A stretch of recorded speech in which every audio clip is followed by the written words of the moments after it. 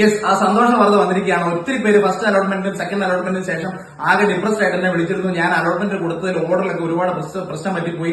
എനിക്ക് ഞാൻ ആഗ്രഹിക്കാത്ത ഒരു കോളേജാണ് സാറേ കിട്ടിയത്. എനിക്ക് ഒന്നുകൂടെ അലോട്ട്മെന്റ് കൊടുക്കാൻ, ഓപ്ഷൻസ് കൊടുക്കാനുള്ള അവസരം ഉണ്ടോ എന്നൊക്കെ ചോദിച്ചിരുന്നപ്പോൾ എല്ലാവരോടും എനിക്ക് പറയാനുണ്ടായിരുന്ന ഉത്തരം തേർഡ് അലോട്ട്മെന്റ് വരുന്ന വെയിറ്റ് ചെയ്യാൻ, നോട്ടിഫിക്കേഷൻ വരട്ടെ, ചിലപ്പോൾ പുതിയ ആഡ് ചെയ്യാനായിട്ട് സമ്മതിച്ചാലോ നമുക്ക് വെയിറ്റ് ചെയ്യാം, റൈറ്റ് നോ ഇപ്പൊ പറ്റില്ല എന്ന് പറഞ്ഞിരുന്നു. അപ്പൊ അവരോട് എല്ലാവരോടായിട്ട് എനിക്ക് സന്തോഷ വാർത്ത പങ്കുവയ്ക്കാനുള്ളത്, നിങ്ങൾക്ക് പുതിയതായിട്ട് ഇനി ഓപ്ഷൻസ് ആഡ് ചെയ്യാൻ പറ്റും, തേർഡ് അലോട്ട്മെന്റിൽ പറ്റും.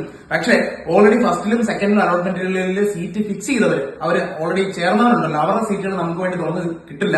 അവരത് ഫിക്സ് ചെയ്തിരിക്കുകയാണ്. അവരുടെ റാങ്ക് നമ്മളെക്കാട്ടിലും താഴെ ആണെങ്കിൽ പോലും അവരത് ആദ്യമേ ഫിക്സ് ചെയ്ത സ്ഥിതിക്ക് ആ സീറ്റുകളിലേക്കല്ല, മറിച്ച് ഹയർ ഓപ്ഷൻ നോക്കുന്ന മറ്റ് സ്റ്റുഡൻസിന്റെ സീറ്റുകളോ അല്ലെങ്കിൽ മറ്റ് വേക്കന്റ് ആയിട്ട് കിടക്കുന്ന സീറ്റുകളിലേക്കും ആണ് തേർഡ് അലോട്ട്മെന്റിൽ നമുക്ക് ഓപ്ഷൻ ലിസ്റ്റ് വീണ്ടും ആഡ് ചെയ്യാനായിട്ട് അവസരം കിട്ടുക. അപ്പൊ അതുകൊണ്ട് ഇനിയെങ്കിലും മണ്ടത്തരം കാണിക്കരുത്. ഏറ്റവും മേളിൽ ഏറ്റവും ഹൈലി ഡിമാൻഡിംഗ് ആയിട്ടുള്ള, നമുക്ക് ഏറ്റവും കിട്ടിയ നമുക്ക് സ്വർഗ്ഗമെന്ന് സ്വപ്നമെന്ന് തോന്നുന്ന രീതിയിലുള്ള ഓപ്ഷൻസ് ഏറ്റവും മേലെ വെക്കണം. അത് ഡിമാൻഡിംഗ് ആയിട്ടുള്ളത് ഏറ്റവും മേലെ, കിട്ടാൻ ഏറ്റവും പാടുള്ളത് ഏറ്റവും മേലെ, അതിന്റെ താഴേക്കാണ് പാട് കുറഞ്ഞു പറഞ്ഞാൽ ഏറ്റവും അടിയിൽ വെക്കേണ്ടത് ഏറ്റവും എളുപ്പമുള്ളത്, കിട്ടാൻ എളുപ്പമുള്ളത് വേണം ഏറ്റവും അടിയിൽ വെക്കാൻ. ആ ഓർഡറിൽ ഒരു മാറ്റം ഇനിയെങ്കിലും വരുത്താതിരിക്കുക. ഈ ഓർഡർ മാറ്റം വരുത്തുമ്പോഴാണ് നിങ്ങൾ ട്രാപ്പായി പോകുന്നത് മനസ്സിലാക്കുക. സോ നേരത്തെ നിരാശരായവർക്കൊക്കെ ഇതൊരു പുതു പ്രതീക്ഷ തരുന്ന ഒരു നല്ല വാർത്തയാണെന്ന് ഞാൻ കരുതുന്നു. അപ്പൊ എല്ലാവരിലേക്കും വാർത്ത ഷെയർ ചെയ്യുക. Thank you.